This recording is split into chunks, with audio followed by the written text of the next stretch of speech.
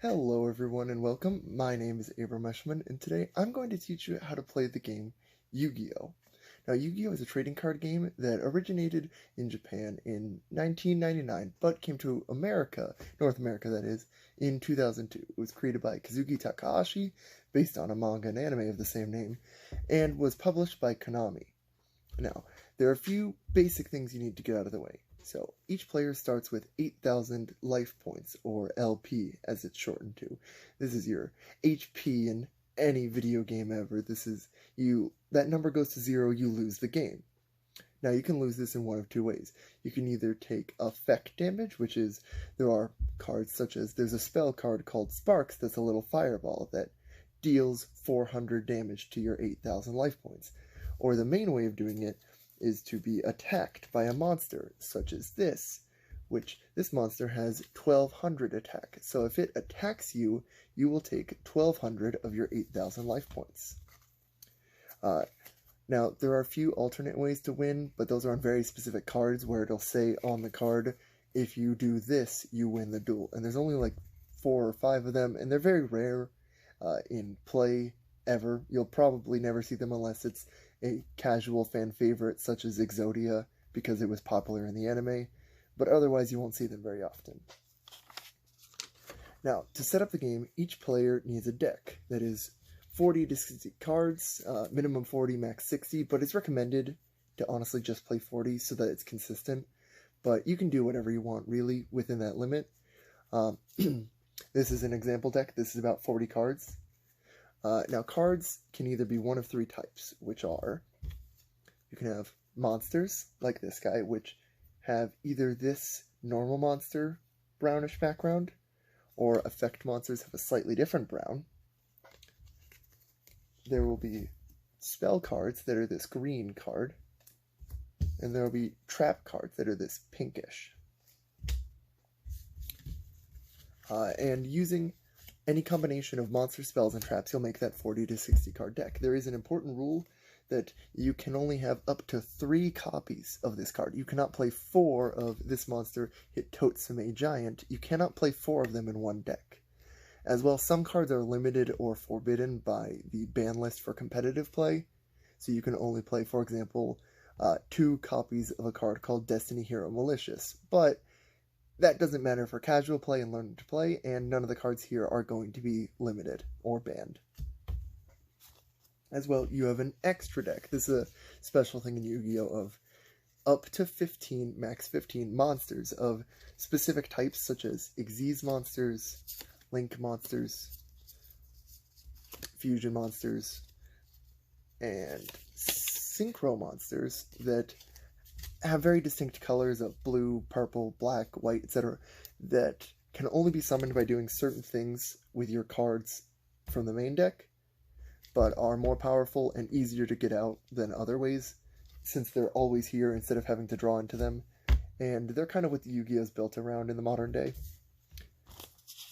As well, to play, you may need a few objects. I don't have any on hand here, because none of the cards I'm going to be showing need them per se, but in general, you will need a coin, because there are coin flip cards, a die or dice, because there are some cards that will ask you to roll a die.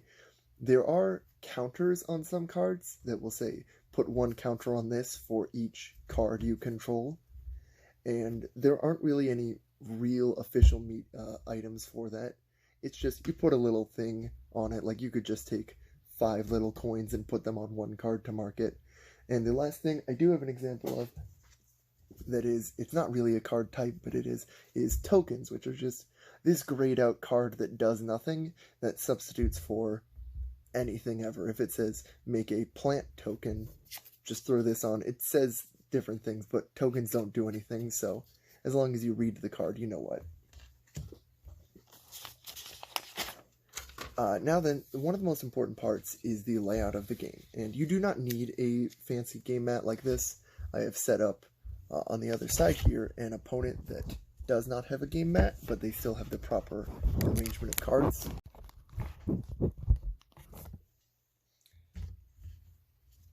But if I just take this for a moment, it will show you what you kind of expect of.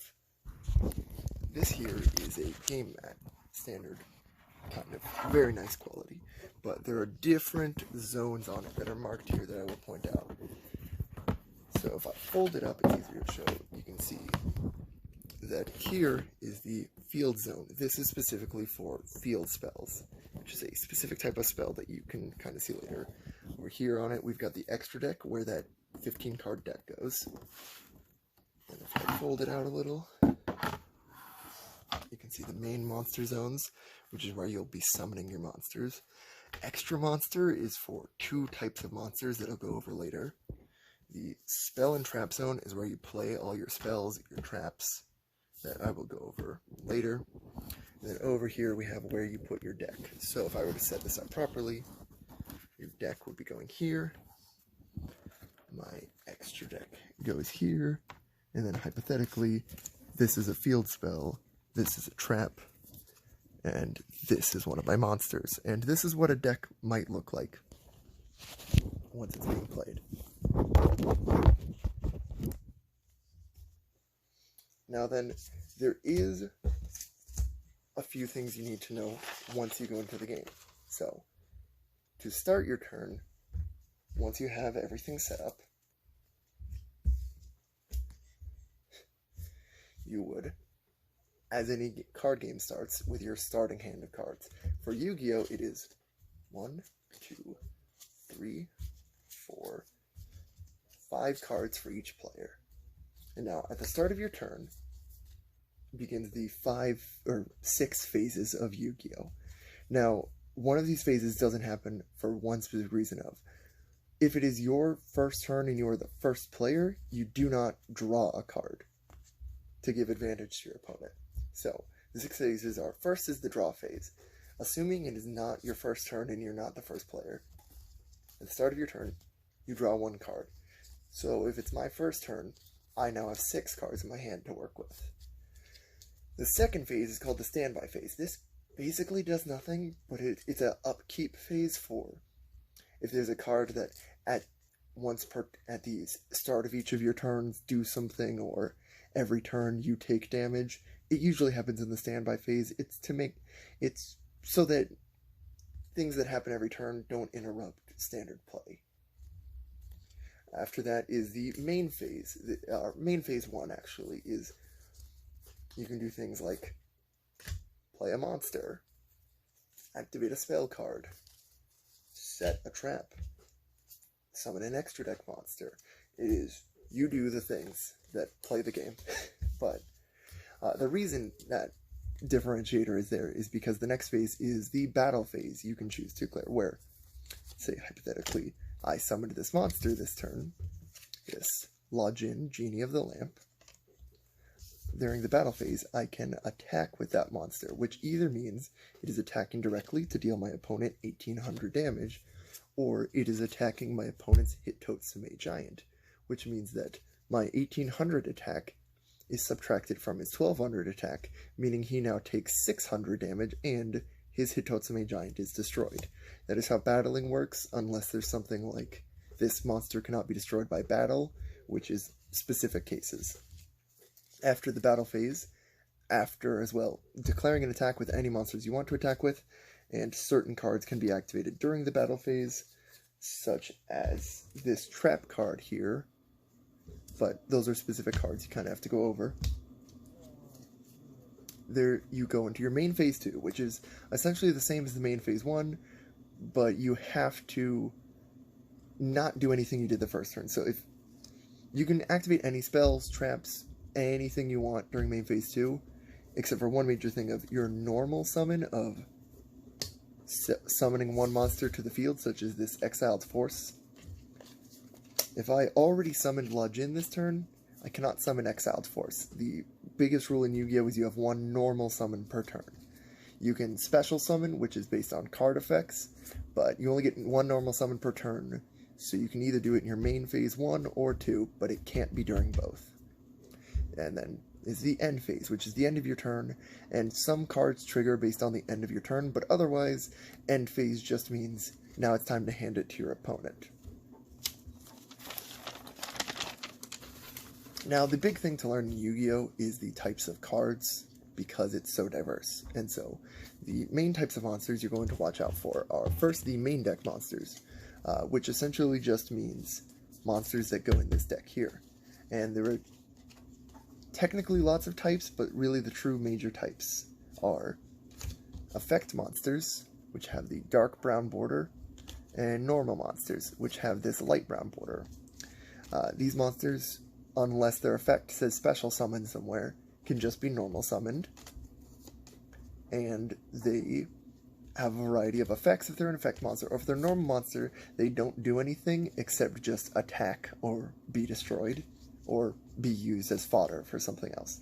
Now, every monster, every main deck monster, I should say, has a couple things to look out for. It has a type, as you might be able to see here. It says fairy. It has an attribute, which is like an element, so it says light. They have a name, which is obvious. They have an attack and a defense. And then they also have a level. You'll see here, there's a 1 star here. This has 4 stars. And this has 6 stars.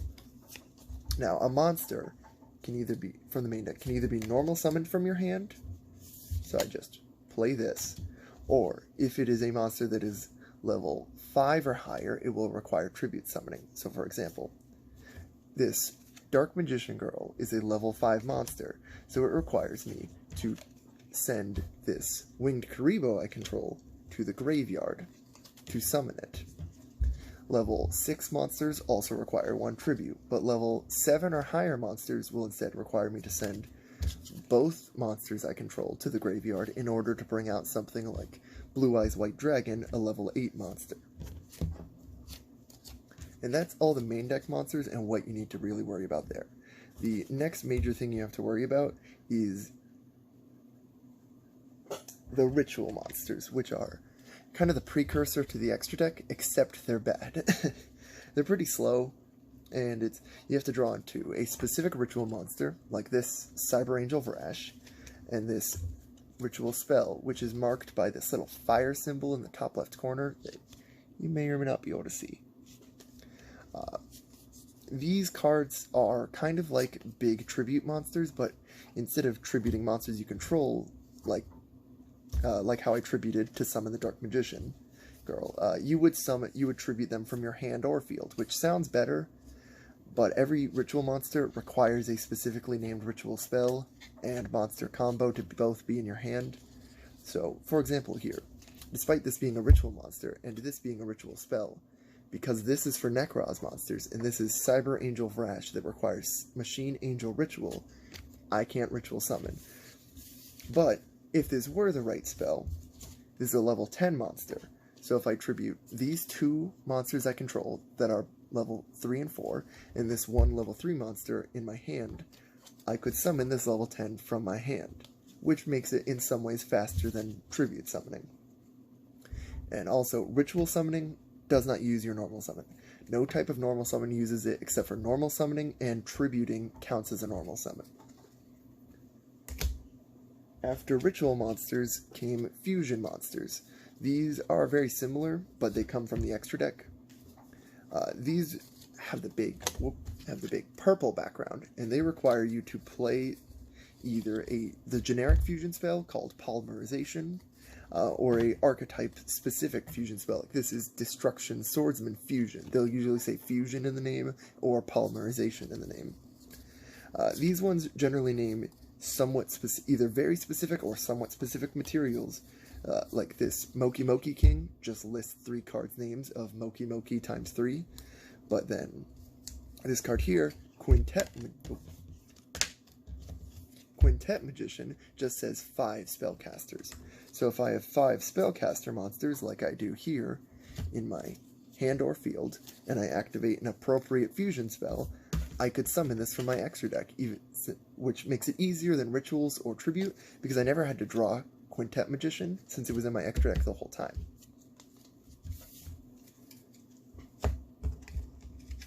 After that is Synchro Monsters, which are these white background monsters. They require you to play a Tuner Monster, which is a type of main deck monster that can either be Effect or a normal monster, and what you're required to do math effectively. So to summon this Stardust Dragon, it is level 8. So if I have a tuner monster and a non-tuner monster, that their levels combined equal 8, it's 2 level 4s here, and this one's a tuner, this one is not, I can summon Stardust Dragon from my extra deck, which, once again, makes it faster than main deck summoning, is the goal of all extra deck monsters. After this came Yugioh summoning, which are these black borders with some star accents. These require you to play 2 monsters with the same level. Some have more specific conditions, but this one is generic and just says 2 level 4s. So, if I have this Jane Lightsworn Paladin level 4, and this Treasure Panda level 4, I can use them together as material to summon this rank 4, which rank is just an equivalent term. It's just so that Yugioh's monsters aren't used for synchro summoning or anything else, because they're a specific type on their own. After that came where a lot of players dropped off the game, but is something we call pendulum monsters. These have this distinct look of, on the top, look like monsters, and on the bottom have a green background like spells, because they can either be summoned like a normal monster, because this is a level 3 monster, so I can just play it from the hand, or I can play them in my spell and trap zones as if they were spells. So, for example, this is level 4 Harmonizing Magician, but that little number down here is scale 8. And this Smile Sorcerer is level, I believe, 8, but scale 1. If I put them in the appropriate pendulum scales here and here, I can now, based on their scales of 1 and 8, summon monsters from levels 2 through 7 in my hand just all at once, which makes the game a lot faster. For example, if I had those scale set of 1 and 8, I can now from my hand summon Big Koala, Doppel Warrior, and from my hand or in the extra deck, because pendulums specifically go to the extra deck when they're destroyed, I can summon them all from my hand/extra deck all at once without paying any cost, just by having these 2 monsters set in the spell and trap zone. But it means I cannot play any spells in those zones, so I'm limited to only 3 spell and trap zones if I play pendulums. The final and newest type of monster is the Link monster, which have these dark blue, so it's similar to rituals, but as opposed to looking old and magic-y, they have this very digital accent to them because they're themed around computers. And these are the easiest to summon of all monsters. They sometimes are very generic, like this merely says 2 effect monsters, while sometimes they're more specific, this says 2 water monsters. But all you need to do is just 2 effect monsters, send them to the graveyard, and you can send this out. There is something to note of they have a link rating instead of a level, so they can't be used for synchros or Yugiohs, and if they say link 3 but 2 effect monsters, I have to send 3 effect monsters instead. This is so that you can do things called link climbing, where you can add the link levels together to do things, but if you're just summoning it easily, you can just send 3 effect monsters to summon him. After that is the spell and trap types. So, to make it quick, there are normal spells, which you play from your hand to just do something. This does something if I control a certain monster. This lets me special summon monsters. I have a spell and trap here that just destroys monsters. You just play it, and its effect immediately activates. Then there are equip spells, which equip spells, think of them like tools, armor, and weapons. This living fossil equips onto a dinosaur to special summon it from my graveyard. Whereas a more traditional type is this Mark of the Rose, which I target a monster such as this Exiled Force and equip it onto him, and the effect of Mark of the Rose now goes to this monster, which says that it switches control, so if it's my opponent's monster, I take this monster now. Equip spells has a variety of effects, but they're always tied directly to whatever monster they're being equipped to, so it'll give only that monster attack or defense or destroying it or whatever. After that are continuous spells, which are just basically regular spells, except they stay on the field all the time until they're blown up, and you can activate them every turn in that way because they're not in your hand. So you use them as many times as you want unless there's some restriction or until they're blown up. This is a quick play spell, which just means I can either play it like a normal spell or I can set it face down, and then during battle phases or my opponent's turn, I can flip it up and play it, even though it's not my turn or my main phase anymore. The final spell is field spells, which think of them as rooms, arenas. This one, Kyoto Waterfront, is a big city that plays with kaiju monsters. That all it does is you put it in its own special field zone, and it has effects that generally it has a lot of passive effects and can affect both players. Like the old field spells, the really old ones, just say all monsters of a certain type or attribute gain attack or defense. And the general gimmick of field spells is that they generally are passive and affect most of the board, as opposed to just targeting one thing like a lot of spells do. Then the slower kind of spell and trap card is the trap card, which is these big pink cards. You're required to set them. So you cannot play it the turn that you drew it. But if you draw it, set it, then next turn I can flip it up. And this Perform a Pal Showdown can now activate, even though I drew it last turn, which makes trap cards slower, so they usually have to be pretty good to see any play. These are continuous traps. They are trap cards, but they stay face up once they're played throughout the rest of the duel until something happens to get rid of them. So they're like a continuous spell that's slower. Sometimes they summon themselves as monsters, but sometimes they just have effects. The final kind of trap card is the most specific.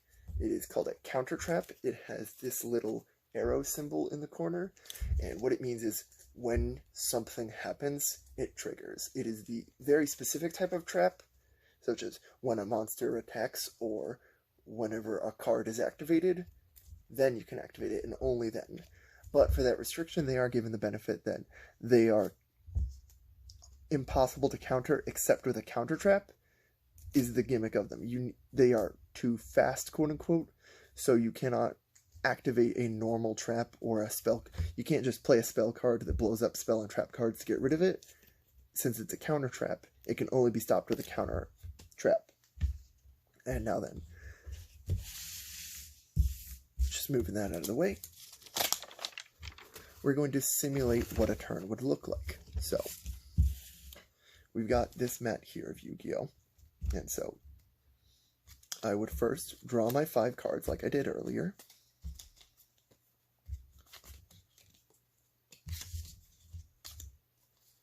And there are a couple things I can do. So, it is now my standby phase. Nothing happens, so it's now my main phase 1. During my main phase, I can play this field spell, Chaos Zone. And that allows me to do whatever effects it has, though it can't do anything right now because I haven't played any monsters, so it's not really affecting them. I have a spell card, but this card can't do anything unless my opponent controls a monster. I have a trap card, which I can set and will be useful to me on my opponent's turn.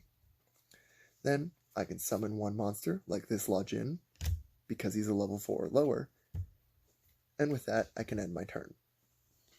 If my opponent were to take a turn,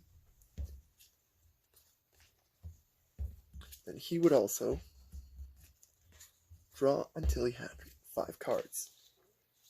And let's say his hand, he has 2 pendulums. So instead of normal summoning one monster, he can summon all 3 of these monsters.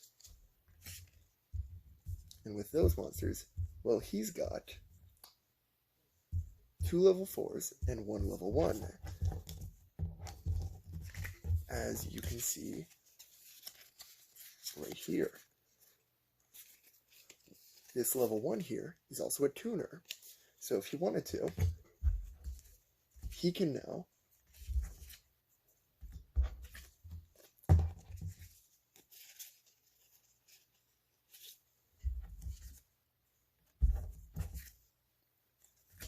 send the monsters he controls to the graveyard because he is a tuner and the right levels to summon this level 8 Synchro monster. And now, since it is the second player's turn, he can attack. You cannot attack on the first player's turn, but so he goes into the battle phase. His Stardust Dragon has 2500 attack, so it can beat up my Law Jin, which means I'm taking now 700 damage, so he's currently winning the duel. So it is up to me on my next turn, with the cards in my hand and whatever I draw next, to try to come back from here. If, hypothetically, I manage to make some sort of comeback, and attack with both of these cards and do a bunch of damage and deal 8,000 damage, then I would become the winner. And if it was a tournament, then it would be start of match 2, where we would play again and possibly side cards out of our deck and change them up a bit. But otherwise, the game ends once one of our life points drops to 0, and then I would thank my opponent and shake his hand, and then I will thank you for coming to this little lesson on how to play Yu-Gi-Oh! The trading card game. Hope you learned something. Hope you try the game out. Appreciate it.